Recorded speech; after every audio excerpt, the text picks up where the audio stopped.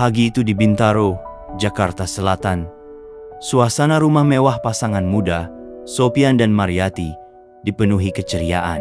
Di ruang tamu yang luas, penuh dengan perabot mahal dan dekorasi modern, terdengar suara tawa bayi kecil bernama Rangga, buah hati mereka yang baru berusia 1 tahun. Bisnis import barang elektronik yang mereka rintis baru beberapa tahun, tetapi sudah berkembang pesat.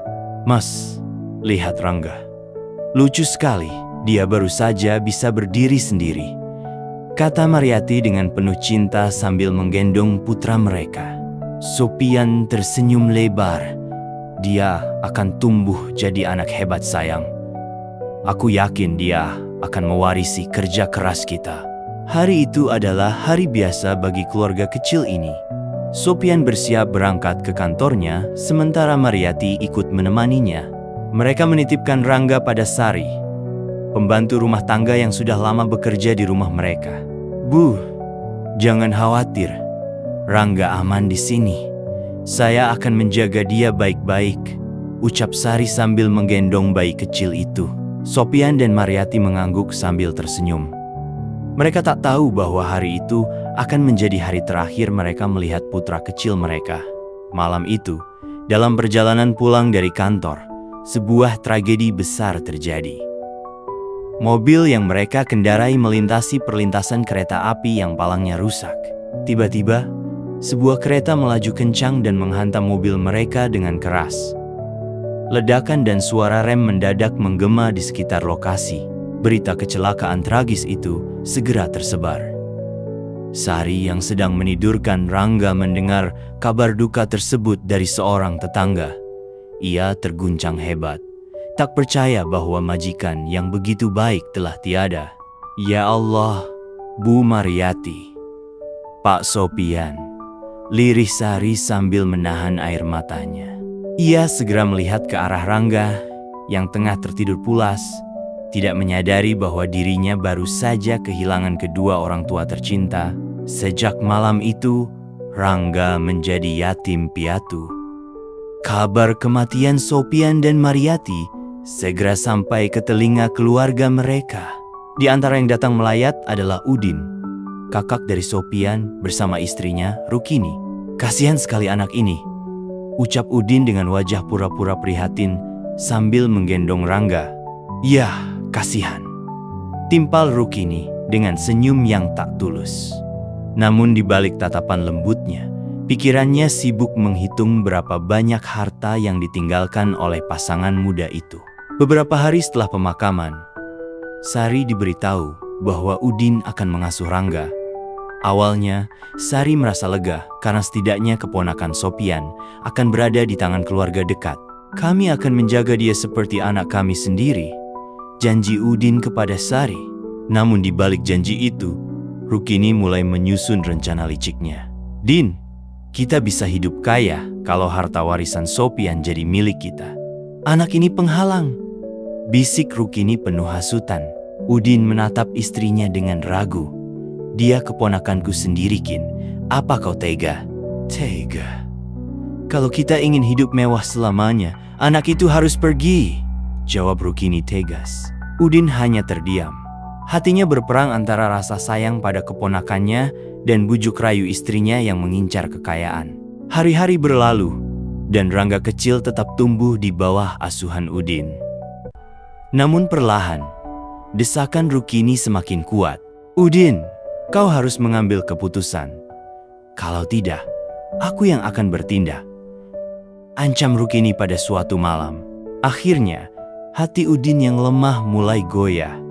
Ia memutuskan untuk melakukan sesuatu yang akan mengubah hidup Rangga selamanya. Tunggu malam yang tepat, ucap Udin dengan suara pelan. Kita akan membawa Rangga jauh dari sini. Rukini tersenyum puas. Hatinya dipenuhi oleh bayangan kekayaan yang akan segera menjadi miliknya. Malam itu, angin berembus kencang di lereng Gunung Salak. Pohon-pohon menjulang tinggi, menciptakan bayangan gelap yang menakutkan di bawah sinar bulan redup. Udin dan Rukini menyusuri jalan setapak di tengah hutan, membawa Rangga yang masih tertidur lelap dalam selimut tebal. Kau yakin ini tempatnya, Udin? Bisik Rukini dengan suara bergetar, sedikit takut pada suasana hutan yang mencekam. Sudah, cepat kita lakukan sebelum ada orang yang melihat, jawab Udin. Suaranya terdengar berat karena rasa bersalah yang terus menghantui pikirannya. Rukini mengedarkan pandangan, memastikan tidak ada orang lain di sekitar mereka. Setelah merasa aman, ia mendesak Udin untuk segera meninggalkan bayi kecil itu di bawah pohon besar. Letakkan dia di sini, bisik Rukini dingin. Udin perlahan menurunkan Rangga ke atas tanah beralaskan dedaunan kering. Ia menatap wajah mungil keponakannya yang sedang terlelap, tak menyadari bahwa hidupnya akan berubah selamanya. Ada air mata yang menetes dari mata Udin, tapi ia cepat-cepat menghapusnya. Maafkan paman, nak, gumamnya lirih. Tanpa membuang waktu lagi, mereka berdua segera meninggalkan tempat itu. Langkah kaki mereka terdengar tergesa-gesa, sementara suara malam hutan mulai terdengar, menambah kesan menyeramkan. Di tengah hutan, tak lama setelah Udin dan Rukini pergi, dari balik semak belukar muncul seekor harimau putih betina yang besar. Mata tajamnya menatap ke arah bayi kecil yang menangis pelan, mungkin merasa kedinginan. Harimau itu berjalan perlahan mendekati Rangga, mengendus tubuh mungilnya dengan hati-hati. Anehnya, harimau itu tidak menyerang.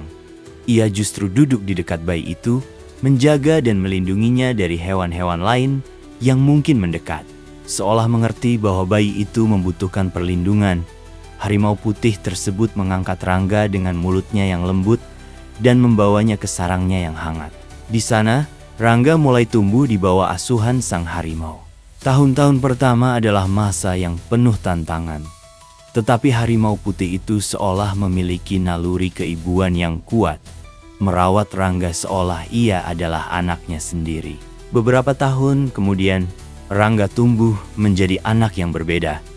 Ia terbiasa hidup di alam liar, berlari di antara pepohonan, memanjat bukit, dan berburu dengan harimau putih yang ia anggap sebagai ibunya. Penduduk sekitar Gunung Salak mulai mendengar desas-desus tentang sosok misterius yang mereka lihat di tengah hutan. Baru-baru ini aku melihat sesuatu di dalam hutan, ujar seorang warga desa kepada temannya. Apa itu? Tanya temannya penasaran. Seperti anak kecil, tapi liar.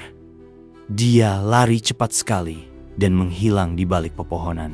Mungkin itu hantu atau makhluk halus, balas temannya. Membuat desas-desus itu semakin berkembang di kalangan warga sekitar. Namun, tak ada yang benar-benar tahu bahwa sosok yang sering terlihat itu adalah Rangga, anak manusia yang hidup seperti hewan liar, bersama seekor harimau putih yang selalu menjaganya. Sementara itu, Udin dan Rukini hidup dalam kemewahan di Bintaro. Dengan harta warisan yang mereka ambil alih, mereka menjalani kehidupan yang serba berkecukupan.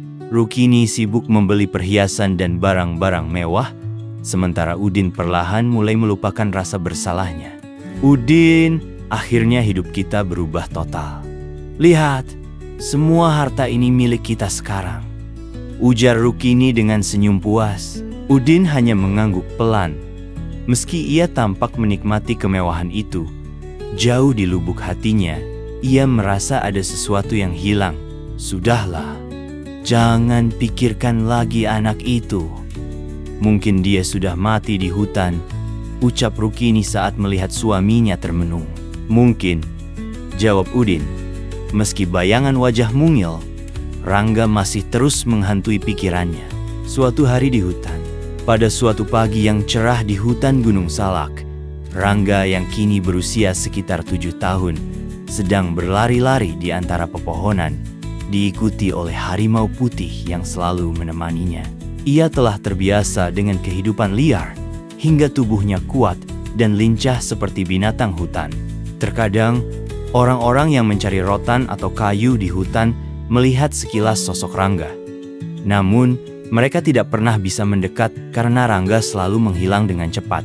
Anak itu ada lagi, seru seorang pencari rotan kepada temannya. Mungkin benar, dia bukan manusia. Jangan ganggu dia, sahut temannya yang ketakutan. Selama bertahun-tahun, Rangga menjadi sosok misterius yang membuat orang-orang di sekitar Gunung Salak bertanya-tanya. Mereka menyebutnya anak hutan atau makhluk siluman, karena tidak ada yang benar-benar tahu siapa dia sebenarnya. Seiring berjalannya waktu, desas-desus itu terus berkembang dan rasa penasaran masyarakat semakin besar. Namun tak ada seorang pun yang berani mendekati anak misterius itu. Rangga terus tumbuh dewasa di tengah hutan, di bawah perlindungan harimau putih yang setia. Waktu berlalu cepat. Rangga kini berusia 17 tahun. Tubuhnya tinggi dan kekar, terbentuk oleh kehidupan keras di alam liar. Rambutnya panjang, matanya tajam, dan kulitnya coklat karena selalu terpapar sinar matahari. Ia hidup di tengah hutan bersama harimau putih yang setia menemaninya. Harimau itu telah menjadi keluarganya, pelindung sekaligus ibu baginya. Di sisi lain, kisah anak hutan yang sering terlihat di Gunung Salak makin menjadi buah bibir. Banyak orang penasaran, tetapi tak ada yang berani mencari tahu lebih jauh. Hingga suatu hari, rombongan siswa SMA Negeri Bogor datang ke Gunung Salak untuk mengadakan kemah pramuka. Kita akan bermalam 2 malam di sini. Jaga kekompakan dan jangan ada yang berpisah dari rombongan, seru Pak Sulaiman, ketua rombongan pramuka, saat para siswa sibuk mendirikan tenda. Semua siswa tampak antusias, kecuali seorang gadis bernama Mirna.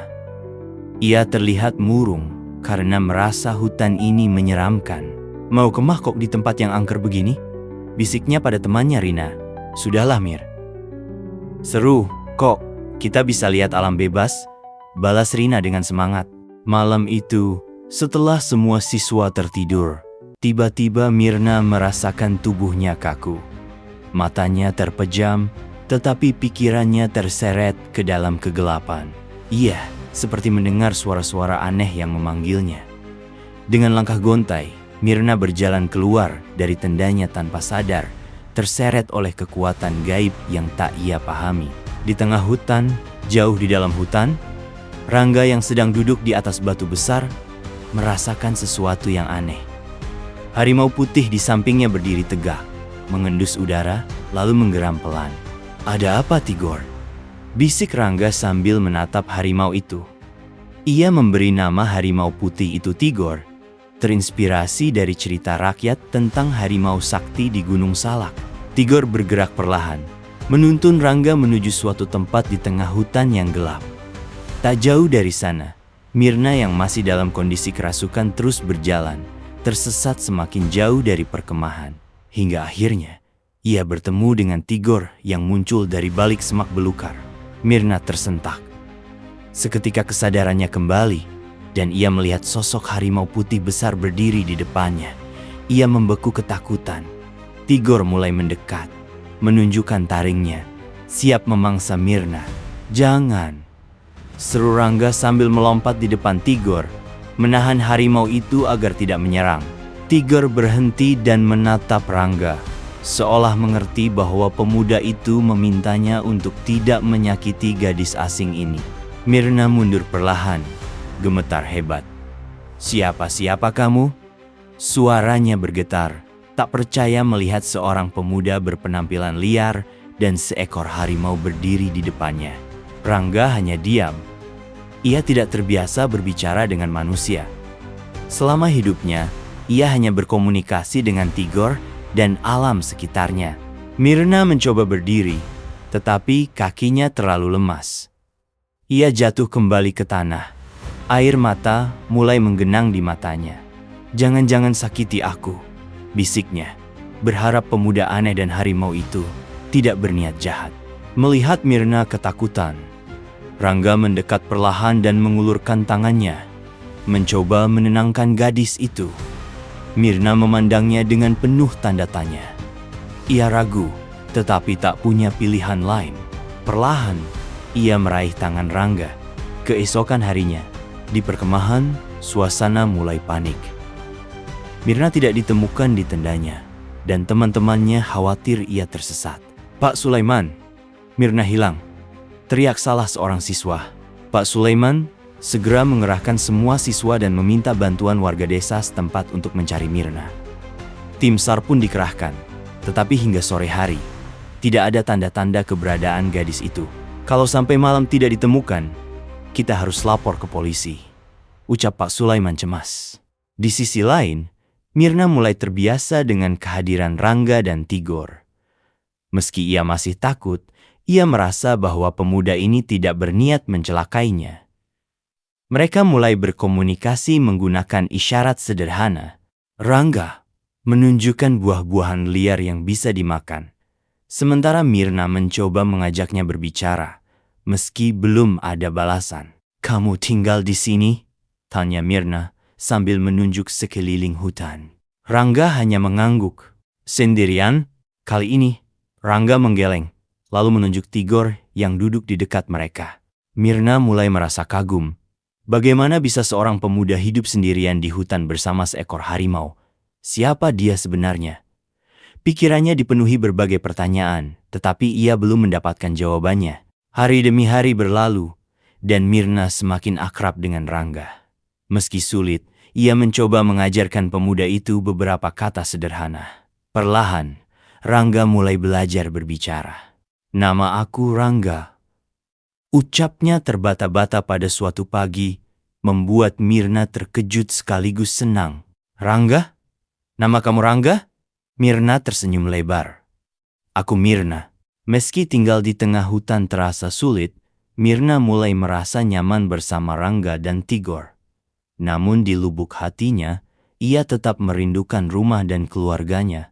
Ia ingin pulang, tetapi tidak ingin meninggalkan Rangga begitu saja. "Aku ingin pulang, tapi aku juga tidak mau meninggalkan kamu di sini," ucap Mirna pelan. Rangga hanya menatapnya tanpa kata. Ia belum sepenuhnya mengerti apa arti keluarga dan rumah bagi gadis itu. Baginya, hutan ini adalah rumah, dan Tigor adalah keluarganya. Namun, Rangga bisa merasakan kesedihan Mirna. Ia tahu gadis itu rindu sesuatu yang tak pernah ia rasakan kehidupan di luar hutan. Kembali ke peradaban. Dengan keraguan di hatinya, Rangga mengikuti Mirna menuju desa. Hutan yang dulu menjadi satu-satunya rumahnya kini terasa jauh saat cahaya peradaban semakin terang. Tigor, sang harimau betina yang selalu melindunginya, tetap berada di dekatnya, dengan mata tajam yang terus waspada terhadap bahaya. Saat mereka semakin dekat ke desa, Mirna menoleh ke arah Rangga dan berbisik, "Tetap tenang. Orang-orang akan ketakutan jika mereka melihat Tigor." Dia memberi isyarat ke arah harimau itu, mencoba menjelaskan bahwa binatang tersebut harus tetap tersembunyi. Rangga menatap Tigor dengan ragu. Dia tidak ingin meninggalkan satu-satunya keluarganya. Tapi Tigor tampak mengerti situasinya. Dengan geraman lembut, Tigor menggosokkan kepalanya ke Rangga untuk terakhir kalinya sebelum mundur ke dalam bayang-bayang hutan. Rangga memperhatikan saat Tigor menghilang, merasakan kesedihan yang mendalam. "Ayo," kata Mirna lembut, menggenggam tangan Rangga. Mereka melanjutkan perjalanan menuju desa, di mana sekelompok orang telah berkumpul. "Itu dia, ada yang datang," seru salah satu penduduk desa. "Itu Mirna," seru Pak Sulaiman dengan lega. Dia berlari menghampiri Mirna, diikuti oleh beberapa orang lainnya. Mirna tersenyum dan melambaikan tangan, tetapi sebelum siapapun bisa mencapainya, mereka melihat anak laki-laki yang tampak liar di sebelahnya. Rambutnya panjang dan kusut, pakaiannya kompang-camping, dan matanya tajam seperti mata pemangsa. Siapa dia?" tanya seseorang dengan gugup. "Dia temanku," jawab Mirna tegas. "Namanya Rangga.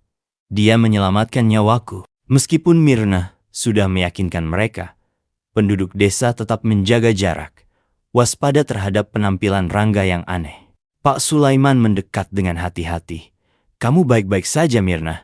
Kami sudah mencarimu kemana-mana." "Aku baik-baik saja, Pak.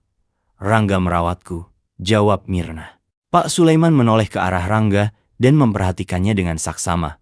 "Terima kasih sudah membantunya," katanya, meskipun Rangga tidak merespons. Rangga tidak mengerti kata-kata itu, tetapi dia bisa merasakan rasa terima kasih dari nada suara pria itu. Mirna segera bertemu kembali dengan orang tuanya, yang memeluknya erat dengan air mata mengalir di wajah mereka. "Kami sangat khawatir padamu," kata ayahnya, Pak Syarif. "Syukurlah kamu selamat." "Aku baik-baik saja, ayah.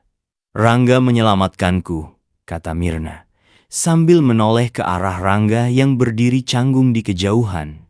Pak Syarif mendekati Rangga dan mengulurkan tangannya. "Terima kasih, Rangga," katanya dengan tulus. Rangga ragu-ragu, tetapi akhirnya menjabat tangan Pak Syarif, meniru gerakan yang dilihat. Mirna cepat-cepat menjelaskan keadaan Rangga kepada orang tuanya. Dia sudah tinggal di hutan seumur hidupnya. Dia tidak berbicara bahasa kita, tetapi dia baik dan cerdas. Kita tidak bisa meninggalkannya begitu saja. Pak Syarif, seorang pria berhati lembut, setuju. Kita akan merawatnya. Dia bisa tinggal bersama kita, sampai kita tahu lebih banyak tentang masa lalunya. Rangga dibawa ke rumah Mirna, di mana dia diberi pakaian bersih dan makanan. Meski merasa asing, keluarga Mirna menyambutnya dengan hangat. Dalam beberapa hari berikutnya, Rangga mulai menyesuaikan diri dengan kehidupan di desa. Dia memperhatikan semuanya dengan saksama, belajar melalui tindakan daripada kata-kata.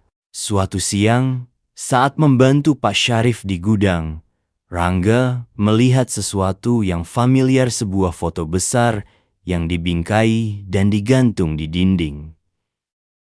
Dia berjalan mendekat dan menatapnya dengan penuh perhatian. Foto itu menunjukkan dua pria berjabat tangan di depan sebuah gedung. Salah satunya adalah Pak Syarif, dan yang lainnya. Jantung Rangga berdegup kencang. Meskipun dia tidak sepenuhnya ingat, ada sesuatu tentang pria di foto itu yang terasa akrab. Dia menunjuk foto itu, lalu menoleh ke Pak Syarif, mencoba bertanya siapa pria itu. "Itu rekan bisnis lamaku, Sopian." "Jelas, Pak Syarif. Kami mendirikan perusahaan ini bersama-sama, tetapi sayangnya dia dan istrinya meninggal dalam kecelakaan tragis bertahun-tahun yang lalu." Pikiran Rangga dipenuhi kebingungan.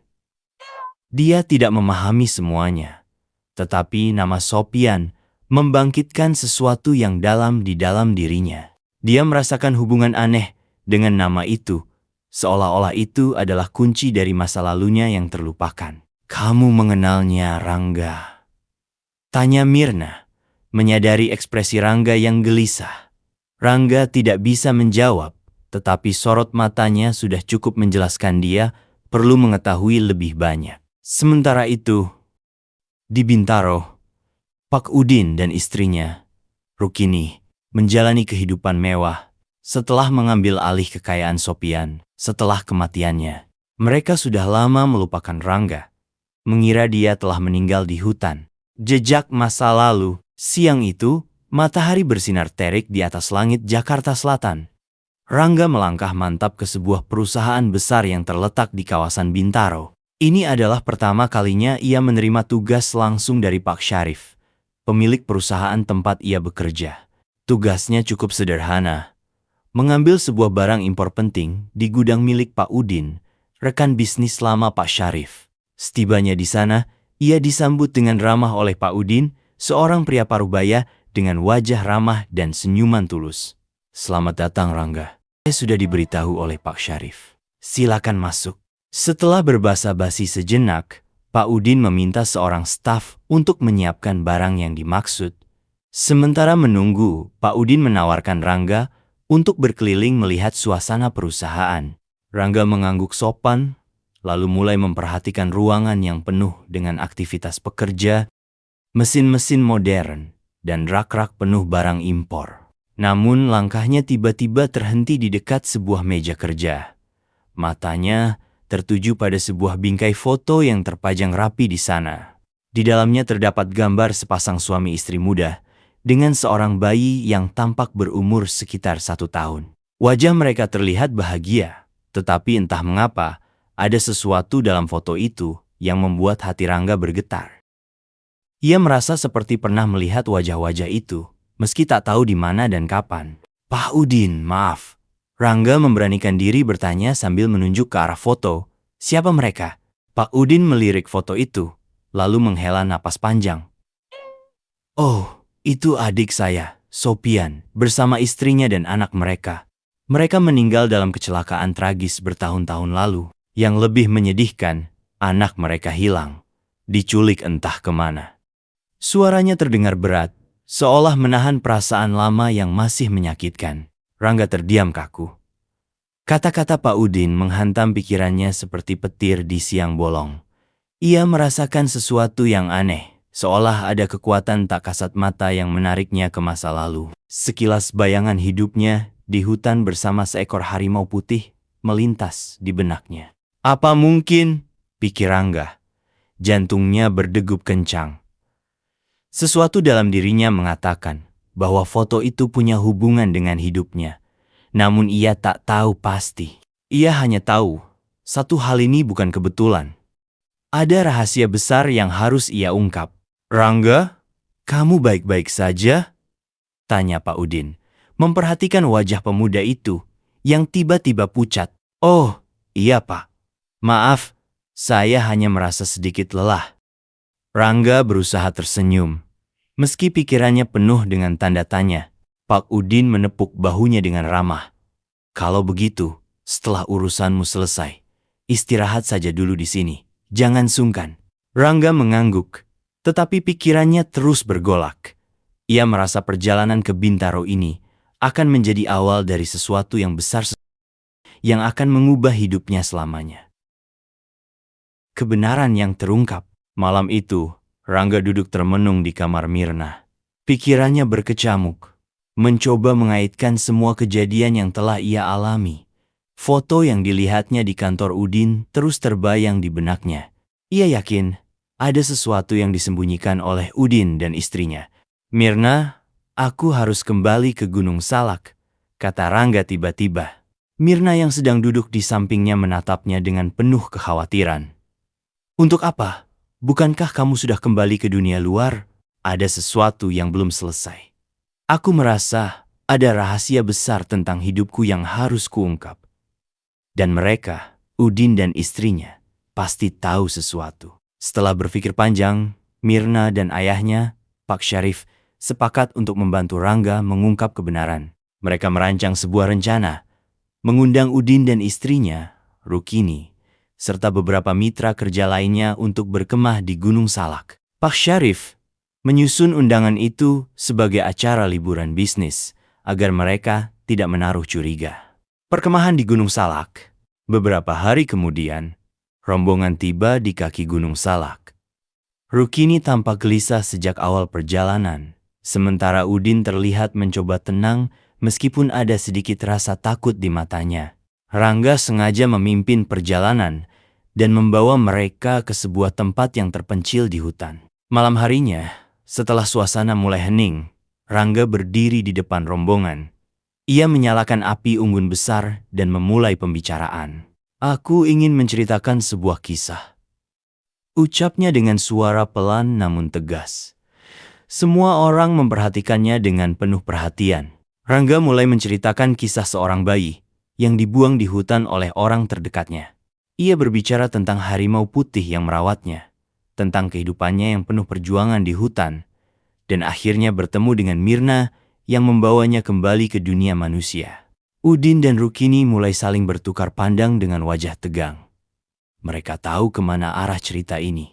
Lalu, bayi itu tumbuh dewasa. Ia bertemu seseorang yang bercerita tentang keluarganya yang dulu. Ia juga bertemu dengan orang yang bertanggung jawab atas penderitaannya. Rangga menatap tajam ke arah Udin dan Rukini. Dan orang itu adalah kalian. Semua orang terkejut. Suasana menjadi mencekam. Rukini mencoba menyangkal. Apa maksudmu? Kamu menuduh kami? Aku tidak menuduh. Aku tahu siapa diriku. Aku adalah Rangga, anak Sopian, pemilik perusahaan yang kalian kuasai sekarang. Rangga memberi isyarat, dan dari balik pepohonan muncul Tigor, harimau putih yang selama ini menjadi sahabatnya. Semua orang terkejut dan ketakutan melihat harimau besar itu mendekat. Tigor duduk di samping Rangga dengan tenang, tetapi auranya membuat suasana semakin tegang. "Katakan yang sebenarnya, Paman," desak Rangga sambil menatap tajam Udin. "Mengapa kalian membuangku ke hutan?" Udin gemetar. Di bawah tekanan dari semua orang dan harimau yang berada di dekatnya, ia akhirnya mengaku. Baik, aku akan mengaku. Itu semua ide Rukini. Dia yang memaksaku. Dia yang menghasutku agar kita bisa menguasai harta warisanmu. Rukini berteriak marah. "Udin! Apa yang kamu lakukan? Jangan bodoh! Tutup mulutmu, Rukini!" balas Udin dengan suara keras. "Aku sudah muak hidup dengan kebohongan ini." Semua orang yang hadir terkejut dan terdiam mendengar pengakuan itu. Beberapa dari mereka bahkan mulai menangis, terharu dan marah mendengar kisah tragis Rangga. Keadilan untuk Rangga. Keesokan harinya, Udin dan Rukini dibawa ke kantor polisi setelah rombongan kembali dari perkemahan. Mereka dituntut atas penipuan dan penggelapan harta warisan Rangga. Dengan bantuan Pak Syarif, semua aset milik keluarga Sopian dikembalikan kepada Rangga. Namun, Rangga tidak sepenuhnya merasa bahagia.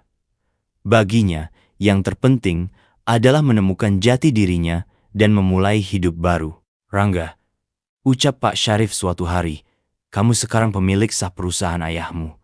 Jika kamu mau, aku bisa membantumu mengelola semua ini."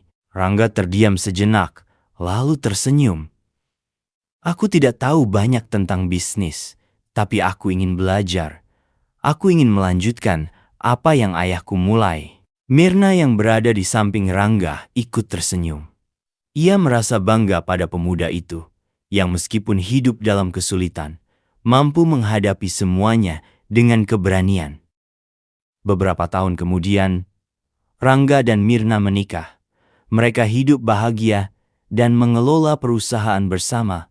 Rangga menamai anak laki-laki pertama mereka Tigor sebagai penghormatan kepada sahabat setianya, harimau putih yang telah merawat dan melindunginya selama bertahun-tahun di hutan. Rangga tidak pernah melupakan asal-usulnya.